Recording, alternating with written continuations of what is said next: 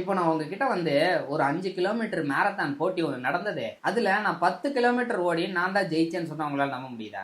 நீங்க என்ன நினைக்கிறீங்க? ஏன்டா மாரத்தானே 5 கிலோமீட்டர் தான். நீ எதுக்கு 10 கிலோமீட்டர் ஓடுன? 10 கிலோமீட்டர் ஓடுனாலும் உன்னால எப்படி ஜெயிச்சிருக்க முடியும்? அப்படின்னு தான் யோசிச்சுட்டு இருக்கீங்க. நான் ஏதோ சும்மா கதை சொல்லல.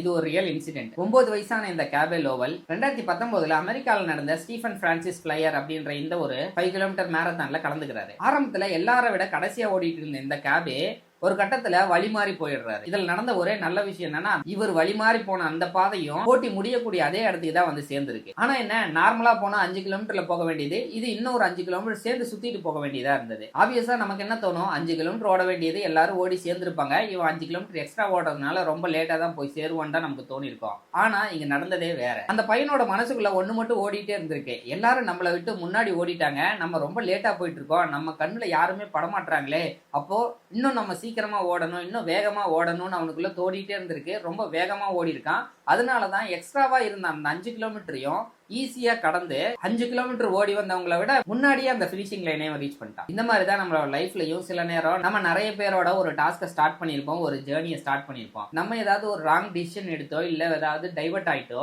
அகைன் நம்ம அந்த ஜேர்னியை ஸ்டார்ட் பண்ணும்போது பக்கத்துல யாருமே இல்லைன்னாலும் நமக்குள்ள ஏற்படுற அந்த ஒரு ஸ்பார்க் தான். ஸோ நமக்கு முன்னாடி எல்லாருமே இருக்காங்க, நம்மளும் சீக்கிரமா போய் அவங்கள ரீச் பண்ணணும் அப்படின்ற ஒரு மோட்டிவேஷன் நமக்குள்ள வரும். ஸோ அந்த மோட்டிவேஷனை நம்ம பிக்கப் பண்ணிட்டு போனாவே போதும், அவங்களுக்கு முன்னாடி நம்ம அந்த சக்சஸ் அடைஞ்சிடலாம். அப்படின்றது தான் எனக்கு இந்த ஸ்டோரி கேட்கும்போது தோணுச்சு. உங்களுக்கு என்ன தோணுதுன்றதை கமெண்ட் பண்ணுங்க. அப்புறம் இன்னும் இன்ட்ரெஸ்டிங்கான இன்ஃபர்மேஷன் தெரிஞ்சுக்கணும்னு நினைச்சீங்கன்னா நம்ம சேனலை ஃபாலோ அண்ட் சப்ஸ்கிரைப் பண்ணி வச்சுக்கோங்க. அப்புறம் நாளைக்கு பார்க்கலாம். இப்போ நான் உங்ககிட்ட ஒரு 5 கிலோமீட்டர் மேரத்தான் போட்டி ஒன்று நடந்தது. அதுல நான் 10 கிலோமீட்டர் ஓடி நான் தான் ஜெயிச்சேன்னு சொன்னா உங்களால நம்ப முடியுதா? நீங்க என்ன நினைக்கிறீங்க?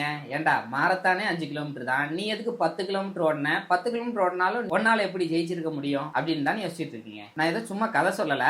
இது ஒரு ரியல் இன்சிடென்ட். 9 வயசான இந்த கேபே லோவல் 2019 அமெரிக்கால நடந்த ஸ்டீஃபன் பிரான்சிஸ் பிளையர் அப்படின்ற இந்த ஒரு 5 கிலோமீட்டர் மேரத்தான்ல கலந்துக்கிறாரு. ஆரம்பத்துல எல்லாரை விட கடைசியா ஓடிட்டு இருந்த இந்த கேபே ஒரு கட்டத்துல வழி மாறி போயிடுறாரு. இதுல நடந்த ஒரே நல்ல விஷயம் என்னன்னா, இவர் வழி மாறி போன அந்த பாதையும் போட்டி முடியக்கூடிய அதே இடத்துக்கு தான் சேர்ந்திருக்கு. ஆனா என்ன, நார்மலா போனா 5 கிலோமீட்டர்ல போக வேண்டியது இது இன்னும் ஒரு 5 கிலோமீட்டர் சேர்ந்து சுத்திட்டு போக வேண்டியதா இருந்தது. ஆப்வியஸா நமக்கு என்ன தோணும், 5 கிலோமீட்டர் ஓட வேண்டியது எல்லாரும் ஓடி சேர்ந்திருப்பாங்க, இவன் 5 கிலோமீட்டர் எக்ஸ்ட்ரா ஓடுறதுனால ரொம்ப லேட்டா தான் போய் சேருவான்னு தான் நமக்கு தோணி இருக்கும். ஆனா இங்க நடந்ததே வேற. அந்த பையனோட மனசுக்குள்ள ஒண்ணு மட்டும் ஓடிட்டே இருந்திருக்கு, எல்லாரும் நம்மளை விட்டு முன்னாடி ஓடிட்டாங்க, நம்ம ரொம்ப லேட்டா போயிட்டு இருக்கோம், நம்ம கண்ணுல யாருமே படமாட்டாங்களே, அப்போ இன்னும் நம்ம சீக்கிரமா ஓடணும், இன்னும் வேகமா ஓடணும்னு அவனுக்குள்ள தோடிட்டே இருந்திருக்கு. ரொம்ப வேகமா ஓடி இருக்கான். அதனாலதான் எக்ஸ்ட்ராவா இருந்த அந்த 5 கிலோமீட்டரையும் ஈஸியா கடந்து 5 கிலோமீட்டர் ஓடி வந்தவங்களை விட முன்னாடியே அந்த பினிஷிங் லைனையும் ரீச் பண்ணிட்டான். இந்த மாதிரி தான் நம்மளோட லைஃப்லயும் சில நேரம் நம்ம நிறைய பேரோட ஒரு டாஸ்கை ஸ்டார்ட் பண்ணியிருப்போம், ஒரு ஜேர்னியை ஸ்டார்ட் பண்ணியிருப்போம்.